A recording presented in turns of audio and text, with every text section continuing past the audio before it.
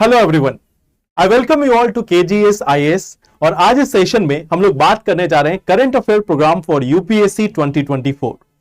तो यूपीएससी 2024 को लेकर आपकी तैयारियां स्टार्ट हो चुकी है और इसी तैयारी में हम लोग करंट अफेयर्स को भी कवर करेंगे।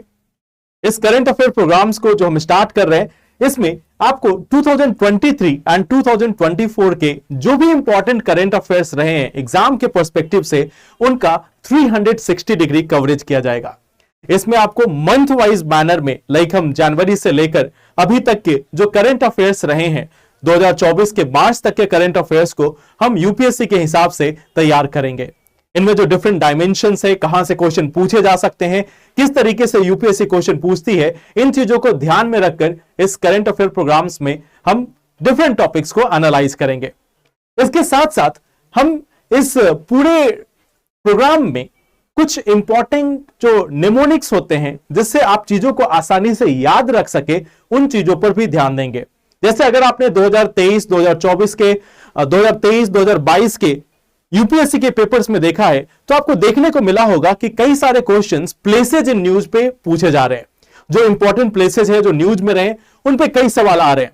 तो इस प्रोग्राम में हम लोग उन नेमोनिक्स को याद करने की कोशिश करेंगे। उन नेमोनिक्स के थ्रू इन प्लेसेज के आसपास के एरियाज को याद करने की कोशिश भी करेंगे। अब देखो, अगर हम करंट अफेयर्स के इंपॉर्टेंस की बात करें कि आखिर इंपॉर्टेंट क्यों है करंट अफेयर्स, आप सबसे पहले देखो कि क्वेश्चन का नंबर कितना आ रहा है। 2016 में यूपीएससी ने काफी क्वेश्चंस पूछे थे करंट अफेयर्स के, बट उसके बाद भी ये जो ट्रेंड है वो बरकरार रहा है। लगभग हर साल ऑन एन एवरेज 20 क्वेश्चन आपको डायरेक्टली करंट अफेयर से पूछे जाते हैं, जिसमें कुछ प्लेसेज इन न्यूज हो, कुछ स्पीसीज इन न्यूज हो, कुछ लॉज हो, अमेंडमेंट्स हो।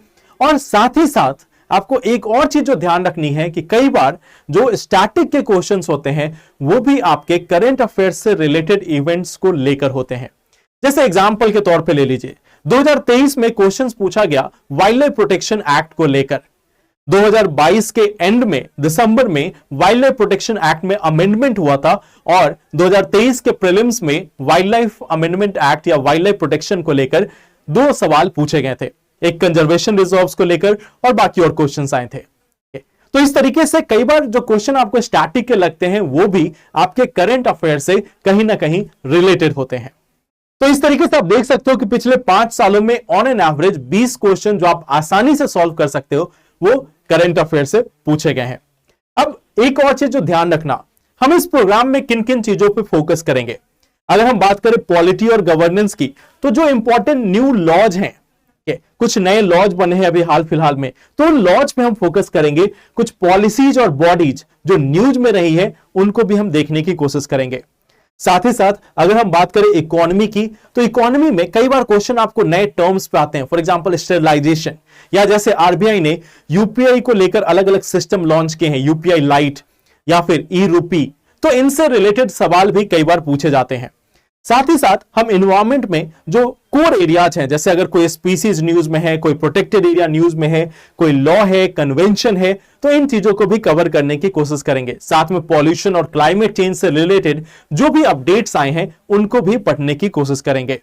देन साइंस में जो नए डेवलपमेंट, जो नए टर्म्स, स्कीम्स आए हैं उनको पढ़ेंगे।